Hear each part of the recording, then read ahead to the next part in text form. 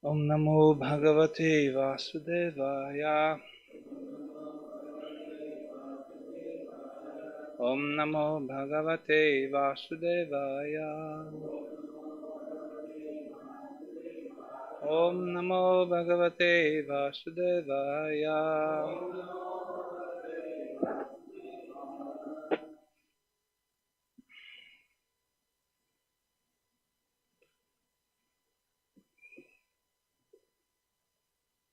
So we are going to read Srimad Bhagavatam, Canto 10, Chapter 13, Text 23, 24, and 25.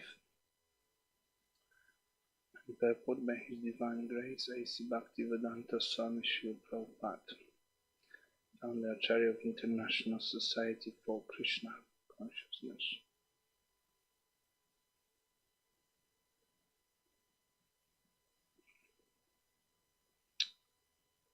We don't have transcendental body, it's waiting.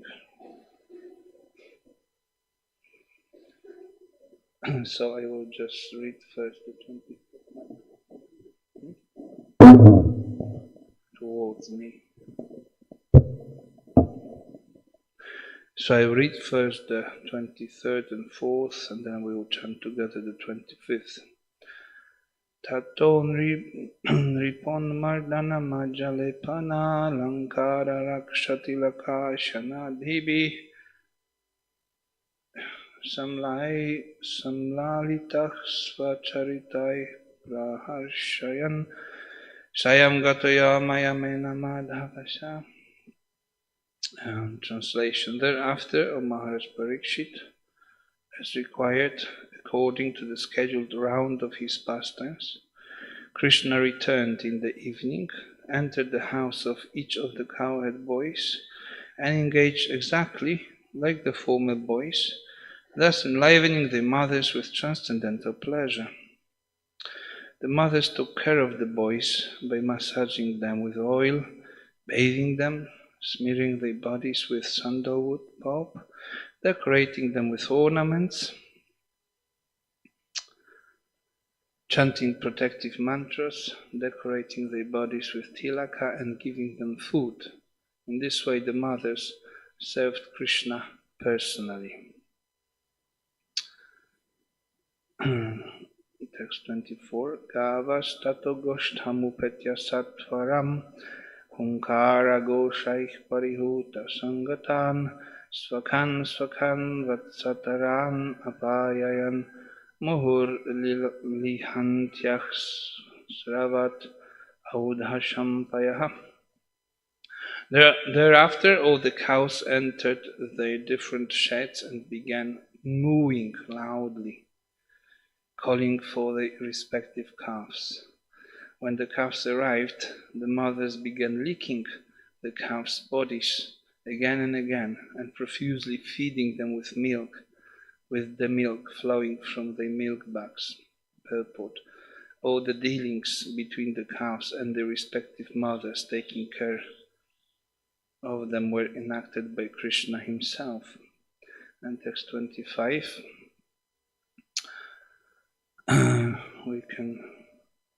We'll chant together. Go gopinam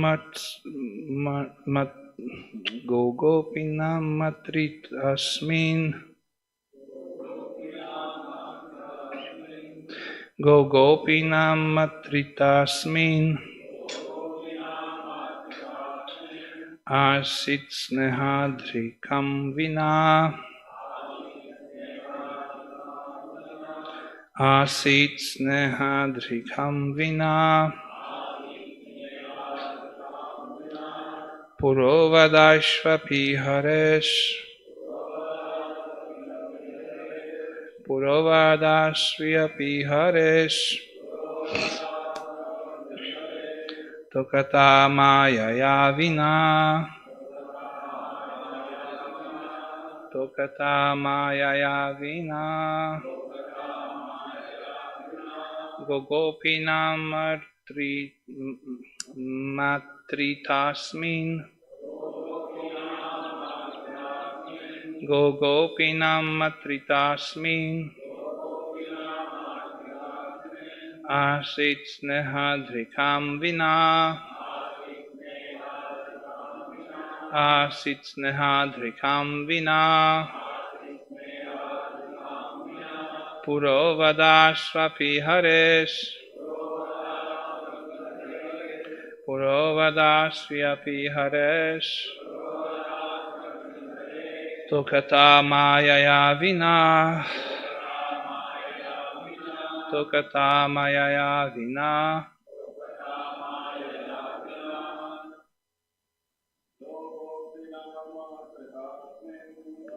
Opinamatritasmin.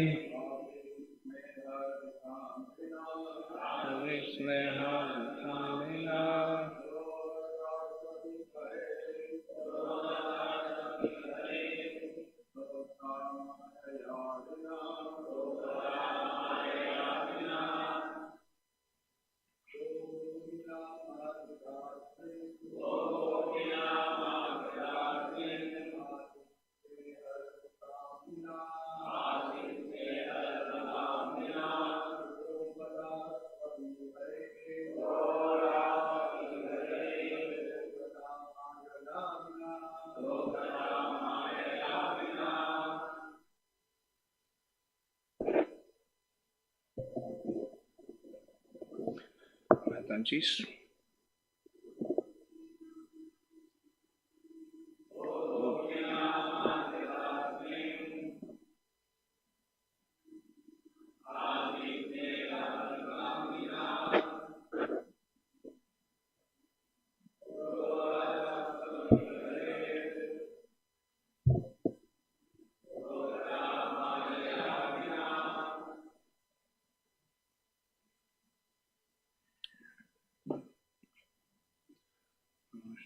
Krishna Krishna Namo Vishnu Padaya Krishna Krishna Bhutale Srimad Bhagavatam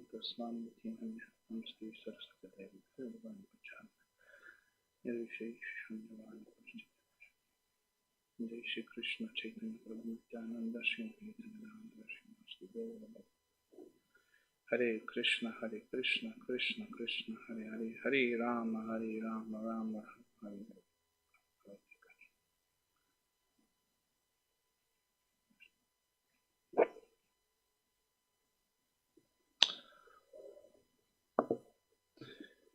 Gopinam matritasmin asit snehadrikam vina puravat asvi api hareshtokatamaya vina. Previously, from the very beginning, the gopis had motherly affection for Krishna. Indeed, their affection for Krishna exceeded even their affection for their own sons.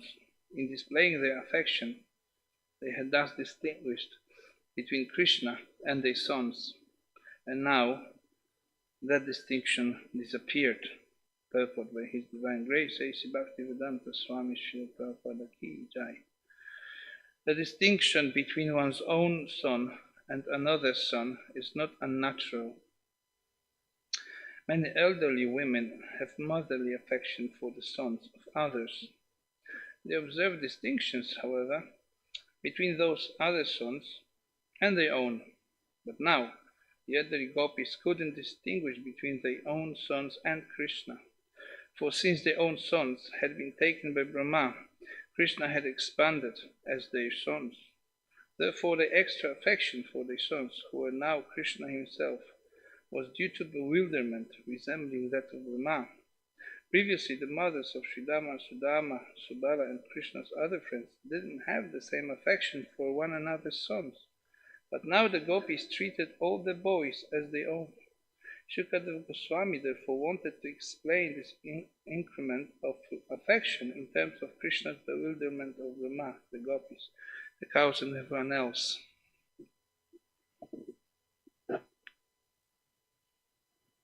So, reading that, I just realized that my mother wasn't exactly a gopi. She never did anything of that. And this is the difference between Vedic culture and what's going on in the modern world. mother's duties have been nicely described here in the 23rd verse, which is massaging children with oil, bathing them. Okay, that happened. The second one. Smearing their bodies with sandalwood pulp, I don't remember that. Decorating them with ornaments, not too often. Chanting protective mantras, no idea. Decorating their bodies with tilak, unfortunately not. Giving them food, yeah, that happened. Well, it wasn't exactly food. Some parts were food, others were untouchable things. As Prabhupada explained that, I was recently reading something that Prabhupada was saying that meat is not even food. It's not food exactly, it's just untouchable. That's why you cannot offer it to Krishna. It's not the category. So some of it was food, but it was very contaminated by the presence of untouchable things. Prabhupada compared it to stool actually in that conversation, that you can't do that. Oh yeah, I remember, that was in a letter to Brahmananda. He was explaining that sometimes he was actually instructing Brahmananda to eat at some meeting with Dr. Spock.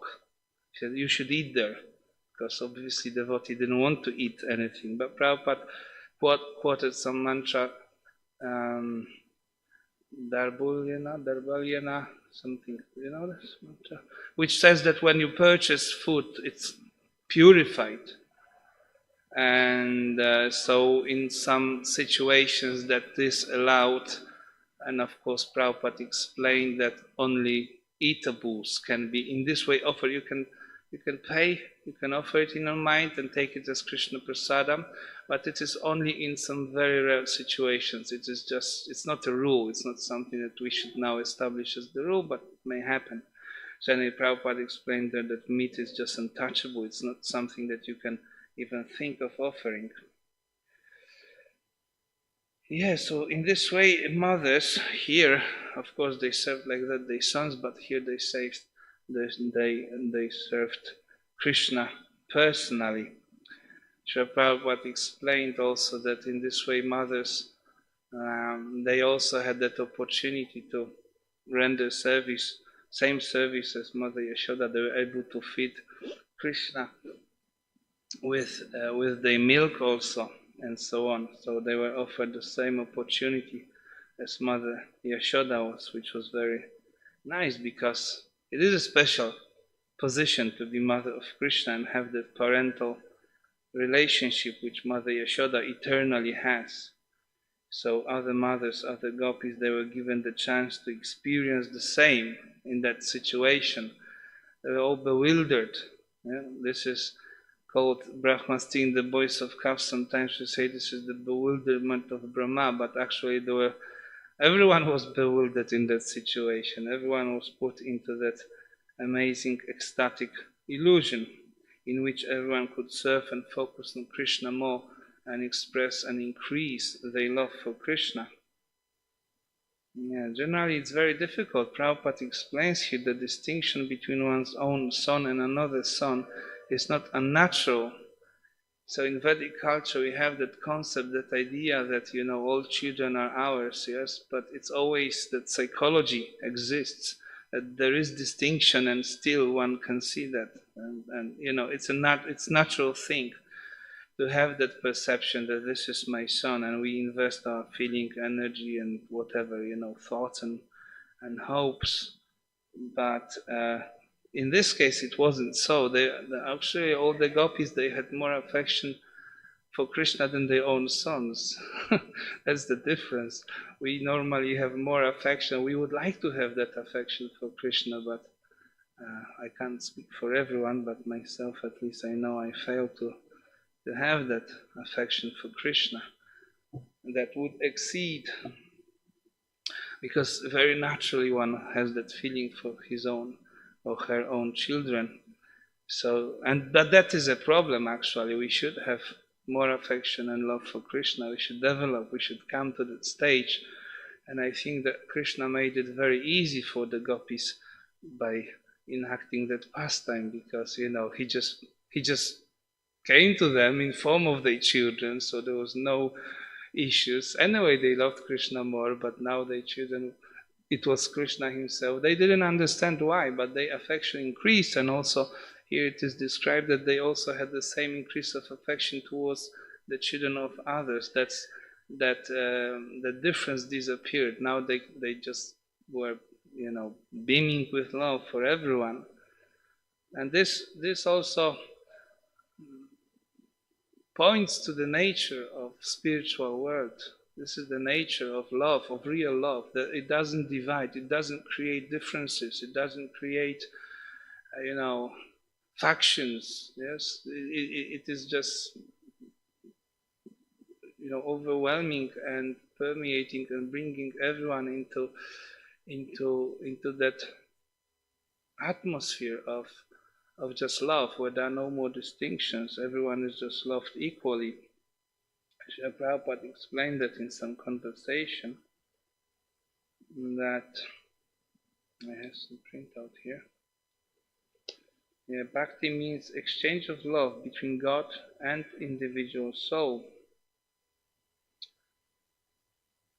And so, in the material world, we experience a little bit of love and affection. Sometimes Prabhupada used to say that motherly love for the child is the closest to the ideal love of spiritual world, but it's not still, it just, it brings us the idea, because mother is able to sacrifice. So Srila Prabhupada explains that,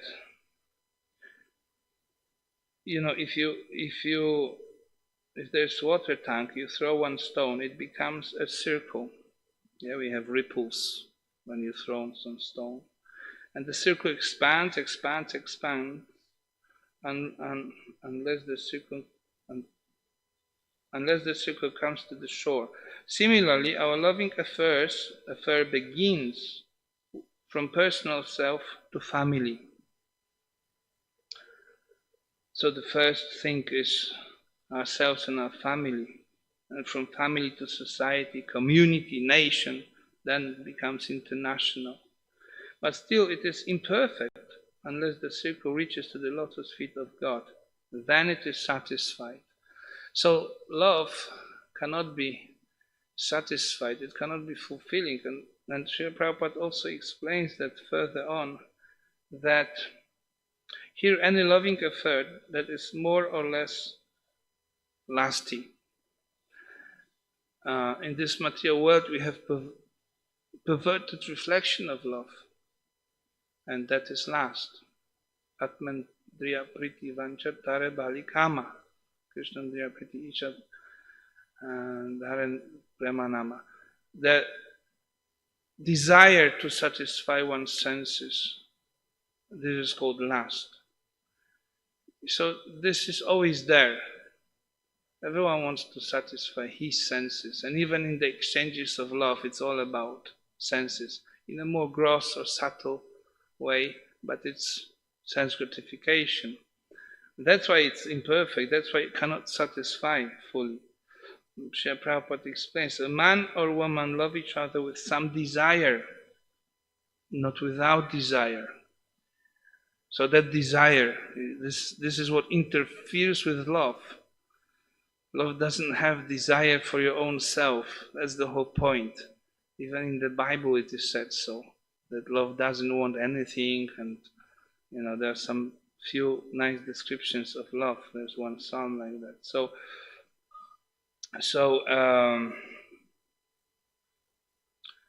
not without desire. That desire is sense gratification. We want to gratify our senses. That is the desire. It's the sense gratification. And actually that is lust, not love. So this is not love. The desire, that sense gratification. Pure love can be exchanged in relationship with God. Here they're temporary. A boy, a girl, or a man, a woman in relationship of love, but it breaks as soon as the lusty desire is not fulfilled. So here there's no question of love. It is all lusty desire. Real love can be achieved when it is exchanged with Krishna or God. So there's no question even of love here really. Nowadays it is popular concept. Love yourself. And forgive yourself also. You have to forgive yourself and then you can love yourself also. There are YouTubers, influencers who tell people you have to forgive yourself and you have to love yourself. But it's just not the way. First of all, there's no question of loving. And love is exchange. So exchanging with yourself, it's a little bit, it's not very clearly defined when they use those words. Yes, they don't know what they're talking about. This is the problem of today's world, that people generally, they have no idea what they're talking about. You need to define things for them first, and then let's talk. Otherwise, it's just, one big misconception and miscommunication and misrepresentation. You can't come to understanding with people who can't understand what is what and what things are. Here, even at the end of this conversation, someone asked Prabhupada, this loving, what is it? I think he's asking question. Yeah, someone, the devotee explains. The question is that if one loves in this material love, which means for family members, for wife, children, and so on. For example, one loves a child or loves humanity. Does this help to develop a love of God? So that's a good question. Yes, can my love for my family members, for my nation, for all those things, can it help me develop love of God? Love yourself. Yes, they say, love yourself. Yeah? Forgive yourself. Will it help? Prabhupada says, no. He says, but if you love God, it helps to love the human beings. And the guest got it. He said, oh, I see, it's the other way. Yeah, it's the other way. That's the point. Yeah, it's the other way. People have that misconception. Even those who are pious religious, they think that the highest command in Christianity is love thy neighbor as thyself. They say it, love your neighbor, serve people, serve poor children. But actually, if you read, it is not that. This is the second part of the commandment of love. It's called the commandment of love. You have 10 commandments in the Bible given to humanity, but then there's this commandment of love. And within that commandment, it is said that you shall love your God with all of your heart, all of your mind, all of your soul, and then thy neighbor. So Srila Prabhupada also says, it's just like if you supply food to the stomach, it helps the eyesight, but if you supply food to the eyes, then you become blind. So when you think about it, it is also a really nice metaphor, because when we think about, how does it translate to life? I mean, it is about this question, your family members. If you love your family members, if you love humanity, if you love the nation and this whole world, the result is you simply become blind. It blinds you, because you cannot develop through this affection, which is actually on the level of lust, sense gratification. You cannot develop love of God, so you become blind, because without love of God you are just simply blind. That's the conclusion here. So we have to start from loving Krishna, serving Krishna, loving Krishna, serving Krishna and serving his devotees, trying to please Krishna in all possible ways, trying to serve Krishna for his pleasure, understanding, at least, we are not in that position of love, maybe some of you are, but the point is that if we are not in that position of love, but we know what to do and we have the understanding, by the mercy of Srila Prabhupada, we get the understanding of of the spirit in which we have to try to develop that love. If you love Krishna, Prabhupada explains then you can love with everyone, just like we are spreading this Krishna consciousness movement. It is out of love for Krishna. Otherwise we would have sat down at home and loved Krishna. Why are trying to spread this love exchange to others? Because I know, or we know, that there is the material world, this material world. The so-called love exchange is frustrating, and people are being frustrated. This is what happens within families, yes? Parents love their children very, very much. But at some point, and Prabhupada explains that also, as soon as the child will grow, the love is finished. You love your children and you think your children love you, but when they grow, the love is finished. Why? He will love somebody else. When he becomes a young man, his love is transferred to somebody else. This is what happens, yes? They start their own family and, they remember you sometimes. In India more, in the West less. In Western countries they quickly forget each other. Parents are relieved, oh yeah, now it's finally I can retire from everything and just have more sense gratification. Now with the retirement money, the pension, and the only thing is diseases, yes, the old age and diseases. This is in the way of my happiness. But if I can just be healthy, I can travel and I can enjoy more without bothering for kids. Or sometimes they become grandparents and then again affection goes and just blindness. This is what Srila Prabhupada said. We become blind by this. But anyway, the whole point is that this material world is frustrating and that the exchange of love that may be very sweet and captivating the mind, and it's like, it's moving you and driving you basically. The whole existence is driven by this parental love for children, but it's good for nothing ultimately if it's not connected to Krishna, of course. I'm talking in general terms now, but that's the whole point. You just become blind. In the meantime, you also become old, and then you meet with death at some point also. Being already blind, your life wasted. So this is the result of material love. But spiritual love, Srila Prabhupada explains, you shall not expect anything in return. That is real love. And he gave this example, just like this mother is loving child, expecting anything. No, not expecting any return. But still she gives service, so that it is a little sample of pure love.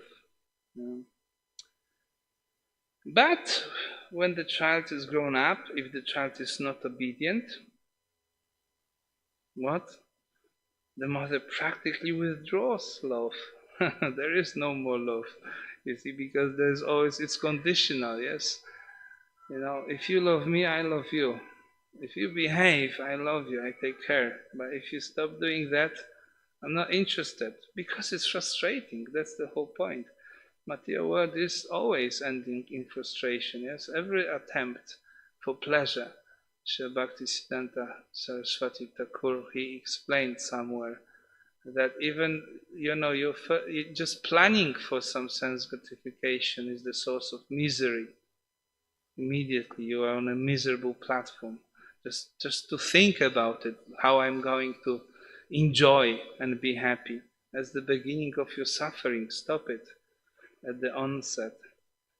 So, but Prabhupada says, so she withdraws love, but in the spiritual world, unconditionally love is there.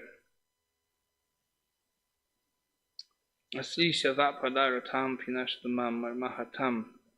Whatever you do, I don't mind that, but still I love you. I don't mind, whatever, that's the difference. This is the difference of the atmosphere, the material love. No, I do mind, you behave. And if you don't, sorry, no love. So that is not spiritual love. Prabhupada says that is pure love. So that's the thing, that one has to come to that level of purity, the level of pure love. Otherwise, everything that we experience here in the name of love is just, it's like with weeds. They look similar sometimes to some plants. Or I was thinking, like if you have a photograph, if you place it over the flame of fire, it becomes wrinkled and decolored, that's perversion, yes? Maybe still that there's a pictures that's supposed to be my son or something, but no, it's perverted. It's frustrating. You can't put it on the wall, where you display all your glorious family members and everything. You can't do that because that picture is perverted. You just throw it. So this is our experience in this material world. It's all perversion, perversion of love. We don't have chance to really experience. We think we love, and we use that term a lot. I think this is linguistic abuse of the term, because it's just used but in the wrong way and for wrong objects and without proper understanding. And it all ends in frustration. And we can see how the whole world is just suffering. Everyone is in that state of suffering. There's lots of disillusionment about reality, but without being given the alternative, which is Krishna consciousness, which is the real understanding of the goal of life, people just remain in the suffering position. It has to be like that. There's a lot of, at the moment, confusion all over the world because so much disagreement and war is going on in so many places, and there's some great fear of escalation to World War III and nuclear bombs used. Prabhupada said that one day they will use them. They have them, they will use them one day. So that fear is not unfounded, yes? Everyone knows that someone may use those things one day. It's just a matter of just one decision of a foolish guy who has no love. And they don't have love. They may call it love of country. But what kind of love is that? My love for my country means killing another people in another country without any consideration, indiscriminately killing babies, old people, and anyone, everyone. And that is in the name of love of your nation, love of your country, love of yourself. That's the whole idea, that it really is your love is really frustrating to somebody, yes? You love somebody, but then you hate someone else. So even your own love will be frustrated, but it's also already frustrating to somebody, because that love, which is lust only, always brings divisions. And we have to be very careful when we think about it. We should really meditate on this within Krishna consciousness movement, so that we also can act within love and not something else. So, love is of course, it's not a cheap thing, but we should take that inspiration to have that love. Prabhupada wanted devotees to cooperate in love, have love and trust. So, I also read something like similar was also said by Jesus Christ to his disciples. He said, you love each other as I loved you. So it's a quite high request, yes, because his love, him being also on the position of Shaktavesh avatar, his love must have been that pure love. But this is what he wanted of his disciples, and Prabhupada also wanted that our relationship relationships should be based on love and trust. But that love and trust has been breached too many times, so it's very difficult to trust these days, even within our circles we have the difficulty because, once beaten, twice shy. Many times beaten may be difficult. It may pose some challenge, yes, but we should not give up the spirit. We should have inspiration because, because of our own imperfections, the message has not disappeared and Srila Prabhupada is not rendered useless or anything like this. Some people would like it. Yes, they would like to replace Prabhupada and his pure teachings and everything, but we should never do that. We should always go to Prabhupada, take inspiration, and try to act on that level of selfless love and service, which can only come by the mercy of Krishna, Guru, and other devotees. Our imperfection, our anarthas, are impediments, so we should really try to work hard by chanting the mantra in a pure spirit as much as possible. As we have 10 offenses against the holy name and the source of them, also the inattention. This is very important. Meditation means attention. One devotee should be serious, grave.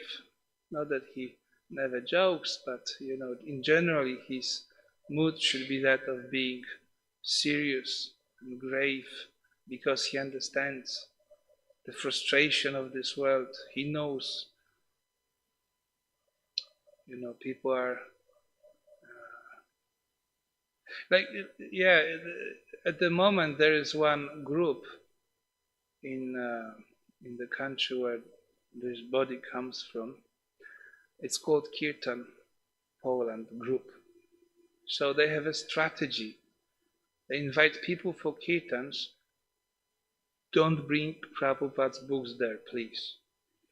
We don't want to scare people away. Can you imagine? What a strategy, right? Keep Prabhupada away. Yeah, that's the whole point. No, but we don't want to scare people. But that person who, if he luckily comes, that's the first thing you should give to him. It's Prabhupada book. Save him, because he may die any second, right? Why do you want, to just, avoid that step? Why? What wrong is it that Prabhupada did that you want to avoid him now? Is there any other person who is more loving than Prabhupada? Are you more loving than Prabhupada? You have more love for humanity and the world than Prabhupada? So these ideas are there that, but we should, so we should not buy into those ideas. These are apasiddhantas basically, and the whole thing becomes apasampradaya. So we should always read and hear from Srila Prabhupada and his pure representatives, not concoct the ideas, and try to develop a very loving relationships that are based in that deep understanding of what we are here for, and just focus on serving the lotus feet of Krishna and the desire of spiritual master, and make our life and life of others perfect, because that love is the whole point. Love is not frustrating. It cannot bring frustration. So if our love, so-called love, brings frustration, we should at least stop and think about it, yes? Maybe I'm doing something wrong. Maybe I'm not as loving as I would like to be seen. Maybe even I don't want to be seen as loving. So, but we should, we should actually come to that point of being submerged in that ecstatic feeling of love. And again, of course, it's not easy, it's not a cheap thing, but it should be our inspiration and should be something that is driving us in our activities of devotional service. We should not become just servants. It's devotional service. There should be devotion, there should be love, there should be that spirit.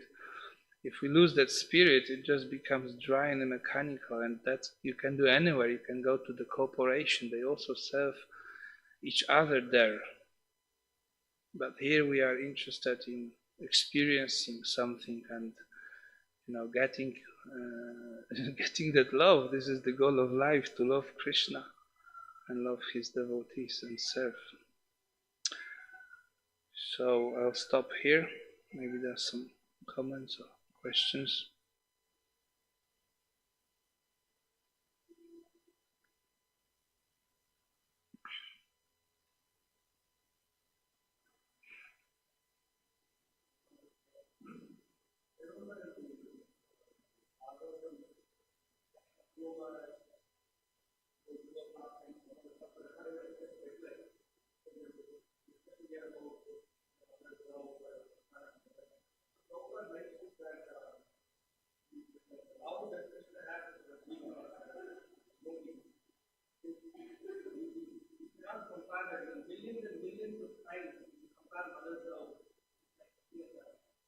Yeah.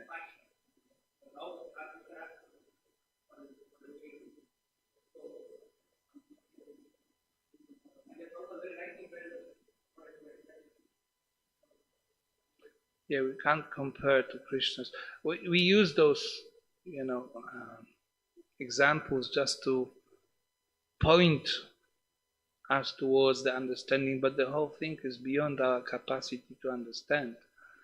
Because within present time, we are all conditioned living beings, and condition means limited. And limited cannot comprehend unlimited. By definition, it's just beyond. That's why sometimes we need to make those statements also, that whatever even if we compare it to mother's love, it's not that mother's love is perfect and it's pure and it's enough. It's not. It's just pointing this. That's the closest thing within the material world, but closest doesn't mean it's the same. It's like the small particle of gold is closer to the gold mine than the small particle of a stone.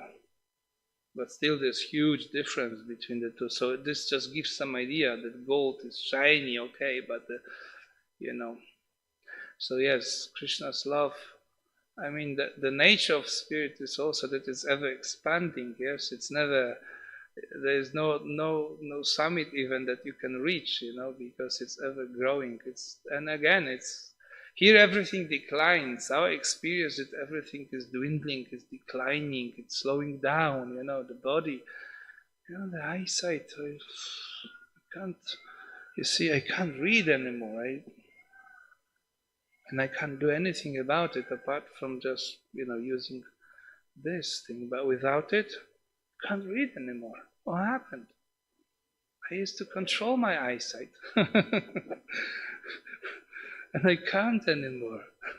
That's called limitation, and we can't do anything about it. Yes, that's it, gone. We are limited. So within our limitation, we can't really understand things, and we should also understand at least that much, that we can't understand. We should not be more intelligent than the Acharya, than Prabhupada, and try to concoct ideas and this and that. We should practice. We should follow the practice and then the experience. Again, which, if we have that experience, that will be wonderful, but we can't understand. It is beyond our limits. Krishna's mercy and love is unlimited, and we are limited. Yes.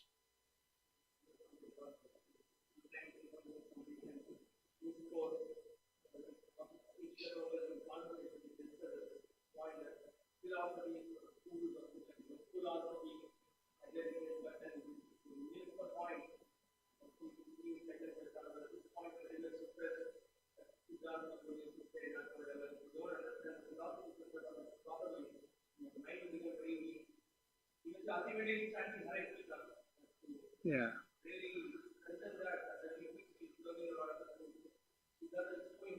Yes. No, philosophy is just because of fools who think their philosophy is philosophy, but it's not philosophy of Krishna consciousness. Prabhupada had respect even for any philosophy that is trying to understand God. Yes, that's not philosophy, but there are so many philosophies which means some kind of, just concoctions of the mind. These are just like some outburst of the figment of imagination of the jiva, which is just some of those things are just illogical even, yes. So these are philosophies, but of course we have to understand Krishna consciousness philosophically. Otherwise we can't practice properly. We can't chant Hare Krishna properly if we don't have the understanding of, like Mayavadis, they chant Hare Krishna, but they have very different concept of what this chanting Hare Krishna can mean or can do to us. And that's why we should avoid chanting with Mayavadis. And if we hear the right philosophy, we understand, and we do avoid them, yes, because Mayavadi Krishna aparadi. And that's another feature of modern life in ISKCON, is that many devotees actually don't follow that principle. They go on stage together with Mayavadis and happily chant Hare Krishna. How can you happily chant Hare Krishna with Mayavadis? So this is because of not following the instructions of the parampara. So these are those things that we have to avoid. Very carefully practice the instructions. It's very unfortunate, yes, that people are just dismissing Srila Prabhupada's teachings and instructions so easily and just doing their own thing in the name of Prabhupada.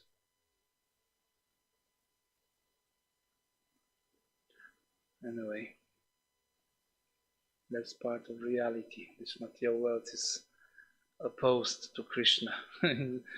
By default, yes, it's always kind of opposed to Krishna. Yes, Prabhu?